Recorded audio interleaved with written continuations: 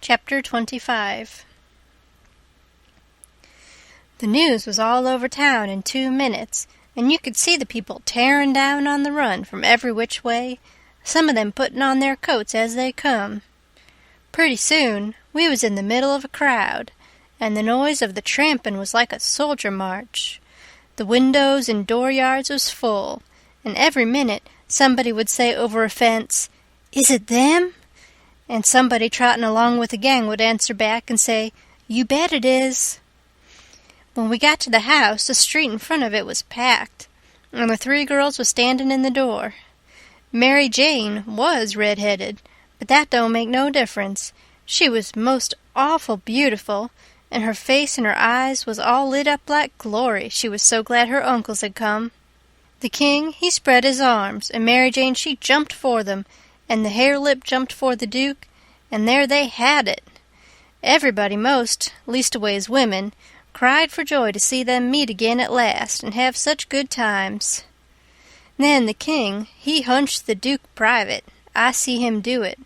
And then he looked around and see the coffin over in the corner on 2 chairs.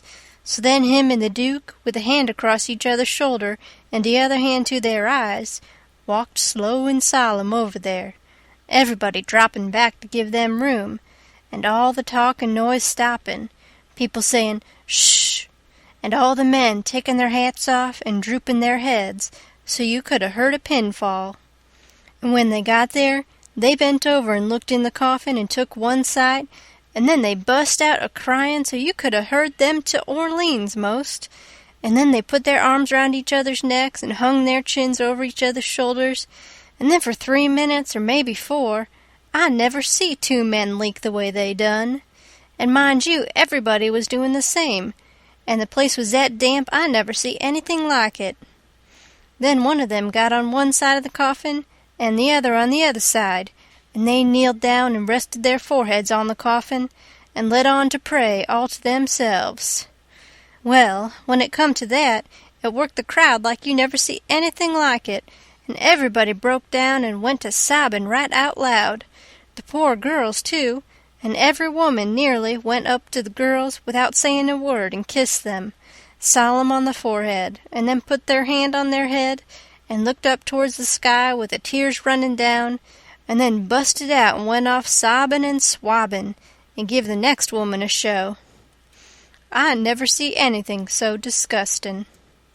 Well, by and by, the king, he gets up and comes forward a little, and works himself up and slobbers out a speech all full of tears and flapdoodle about its being a sore trial for him and his poor brother to lose the diseased, and to miss seeing diseased alive after the long journey of 4,000 mile, but it's a trial that's sweetened and sanctified to us by this dear sympathy and these holy tears, and so he thanks them out of his heart and out of his brother's heart, because out of their mouths they can't, words being too weak and cold, and all that kind of rotten slush, till it was just sickening, and then he blubbers out a pious goody-goody amen, and turns himself loose and goes to crying fit to bust. And the minute the words were out of his mouth, somebody over in the crowd struck up the doxologer, and everybody joined in with all their might, and it just warmed you up and made you feel as good as church letting out. Music is a good thing, and after all that soul butter and hogwash, I never see it freshen up things so, and sound so honest and bully. Then the king begins to work his jaw again, and says how him and his nieces would be glad if a few of the main principal friends of the family would take supper here with them this evening, and help set up with the ashes of the diseased, and says if his poor brother layin' yonder could speak, he knows who he would name, for they was names that was very dear to him, and mentioned often in his letters, and so he will name the same, to wit, as follows, viz., Reverend Mr. Hobson, and Deacon Lot Hovey, and Mr. Ben Rucker, and Abner Shackelford, and Levi Bell, and Dr. Robinson, and their wives, and the widow Bartley. Reverend Hobson and Dr. Robinson was down to the end of the town a-hunting together. That is, the doctor was shipping a sick man to the other world, and the preacher was pinting him right. Lawyer Bell was away up to Louisville on business, but the rest was on hand, so they all come and shook hands with the king and thanked him and talked to him, and then they shook hands with the duke and didn't say nothing, but just kept a-smilin' and bobbing their heads like a passel of sapheads, whilst he made all sorts of signs with his hands and said goo-goo, goo-goo-goo all the time, like a baby that can't talk. So the king he blattered on and managed to inquire about pretty much everybody and dog in town by his name, and mentioned all sorts of little things that happened one time or another in the town, or to George's family, or to Peter, and he always let on that Peter wrote him the things, but that was a lie. He got every blessed one of them out of that young flathead that we canoed up to the steamboat. Then Mary Jane, she fetched the letter her father left behind, and the king he read it out loud and cried over it. It give the dwellin'-house and $3,000 gold to the girls, and it give the tan-yard, which was doing a good business, along with some other houses and land, worth about $7,000, and $3,000 in gold to Harvey and William, and told where the $6,000 cash was hid down cellar. So these two frauds said they'd go and fetch it up and have everything square and above board, and told me to come with a candle. We shut the cellar door behind us, and when they found the bag, they spilt it out on the floor, and it was a lovely sight, all them yaller boys. My, the way the king's eyes did shine! He slaps the Duke on the shoulder and says, "Oh, this ain't bully nor nothing. Oh, no, I reckon not. Why, Billy, it beats the Nonsuch, don't it?" The Duke allowed it did. They pawed the yaller boys, and sifted them through their fingers and let them jingle down on the floor, and the king says, "It ain't no use talking, being brothers to a rich dead man, and representatives of furrin heirs that's got left is the line for you and me, Bilge. This yer comes a trustin' to Providence. It's the best way in the long run. I've tried 'em all, and there ain't no better way." Most everybody would have been satisfied with the pile and took it on trust, but no, they must count it. So they counts it, and it comes out $415 short. Says the king, "Darn him, I wonder what he done with that $415. They worried over that a while and ransacked all around for it. Then the Duke says, "Well, he was a pretty sick man, and likely he made a mistake. I reckon that's the way of it. The best way's to let it go and keep still about it. We can spare it." "Oh, shucks, yes, we can spare it. I don't care nothing about that. It's the count I'm thinking about. We want to be awful square and open and above board here, you know. We want to lug this here money upstairs and count it before everybody. Then there ain't nothing suspicious. But when the dead men says there's $6,000, you know we don't want to—" "Hold on," says the Duke. "Let's make up the deficit." And he begun to haul out yeller boys out of his pocket. "It's a most amazing idea, Duke. You have got a rattlin' clever head on you," says the king. "Blest if the old Nonsuch ain't a-helpin' us out again." And he begun to haul out yaller jackets and stack them up. It most busted them, but they made up the $6,000 clean and clear. "Say," says the Duke, "I got another idea. Let's go upstairs and count this money, and then take and give it to the girls." "Good land, Duke, let me hug you. It's the most dazzling idea 'at ever a man struck. You have certainly got the most astonishin' head I ever see. Oh, this is the boss dodge, there ain't no mistake about it. Let 'em fetch along their suspicions now if they want to. This'll lay 'em out." When we got upstairs, everybody gathered around the table, and the king he counted it and stacked it up, $300 in a pile, 20 elegant little piles. Everybody looked hungry at it and licked their chops. Then they raked it into the bag again, and I see the king begin to swell himself up for another speech. He says, "Friends all, my poor brother that lays yonder has done generous by them that's left behind in the Vale of Sorrers. He has done generous by these your poor little lambs that he loved and sheltered, and that's left fatherless and motherless. Yes, and we that knowed him knows that he would have done more generous by 'em if he hadn't been afeard of woundin' his dear William and me. Now, wouldn't he? There ain't no question about it in my mind. Well, then, what kind of brothers would it be that'd stand in his way at such a time? And what kind of uncles would it be that'd rob Yes, rob such poor sweet lambs as these that he loved at such a time. If I know William, and I think I do, well, I'll just ask him." He turns around and begins to make a lot of signs to the Duke with his hands, and the Duke he looks at him stupid and leather-headed a while. Then all of a sudden he seems to catch his meaning, and jumps for the king, goo-gooing with all his might for joy, and hugs him about 15 times before he lets up. Then the king says, "I knowed it. I reckon that'll convince anybody the way he feels about it. Here, Mary Jane, Susan, Joanner, take the money. Take it all.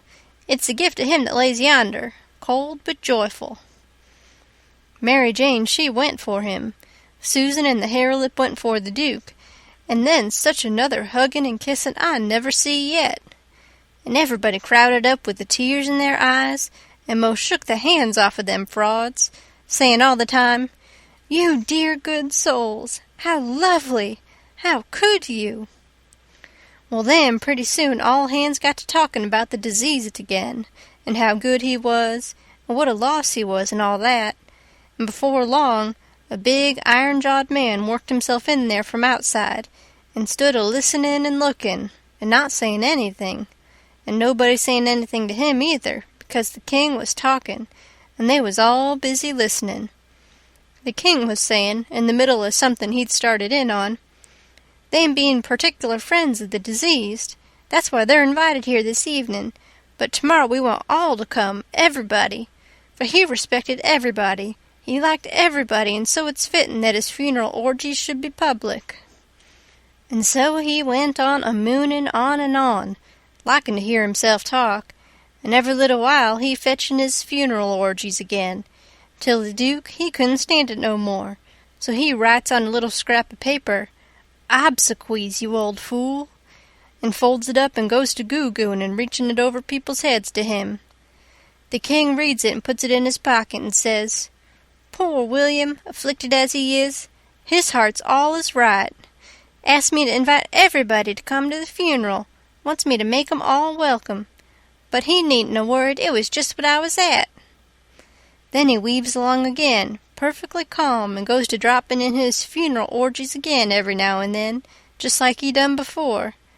And when he done it the third time, he says, "I say orgies, not because it's the common term, because it ain't, obsequies being the common term, but because orgies is the right term. Obsequies ain't used in England no more now, it's gone out. We say orgies now in England. Orgies is better because it means the thing you're after more exact. It's a word that's made up out in the Greek orgo, outside, open, abroad, and the Hebrew jesum, to plant, cover up, hence inter. So, you see, funeral orgies is an open or public funeral." He was the worst I ever struck. Well, the iron-jawed man, he laughed right in his face. Everybody was shocked. Everybody says, "Why, Doctor!" And Abner Shackelford says, "Why, Robinson, hain't you heard the news? This is Harvey Wilkes." The king, he smiled eager, and shoved out his flapper, and says, "Is it my poor brother's dear good friend and physician? "Keep your hands off of me," says the doctor. "You talk like an Englishman, don't you? It's the worst imitation I ever heard. You Peter Wilkes's brother. You're a fraud, that's what you are." Well, how they all took on! They crowded around the doctor and tried to quiet him down, and tried to explain to him and tell him how Harvey showed in 40 ways that he was Harvey, and knowed everybody by name, and the names of the very dogs, and begged him not to hurt Harvey's feelings, and the poor girl's feelings and all that. But it warn't no use. He stormed right along and said any man that pretended to be an Englishman and couldn't imitate the lingo no better than what he did was a fraud and a liar. The poor girls was hanging to the king and crying, and all of a sudden the doctor ups and turns on them. He says, "I was your father's friend, and I'm your friend, and I warn you as a friend and an honest one that wants to protect you and keep you out of harm and trouble, to turn your backs on that scoundrel and have nothing to do with him. the ignorant tramp, with his idiotic Greek and Hebrew, as he calls it. He is the thinnest kind of an impostor. He has come here with a lot of empty names and facts which he picked up somewheres, and you take them for proofs, and are helped to fool yourselves by these foolish friends here, who ought to know better. Mary Jane Wilkes, you know me for your friend, and for your unselfish friend, too. Now listen to me. Turn this pitiful rascal out. I beg you to do it. Will you?" Mary Jane straightened herself up, and my, but she was handsome. She says, "Here is my answer." She hove up the bag of money and put it in the king's hands and says, "Take the $6,000 and invest for me and my sisters any way you want to, and don't give us no receipt for it." Then she put her arm around the king on one side, and Susan and the Harelip done the same on the other. Everybody clapped their hands and stomped on the floor like a perfect storm, whilst the king held up his head and smiled proud. The doctor says, "All right, I wash my hands of the matter, but I warn you all that a time's coming when you're going to feel sick whenever you think of this day." And away he went. "All right, doctor," says the king, kinder mocking him. "We'll try and get him to send for you," which made them all laugh, and they said it was a prime good hit.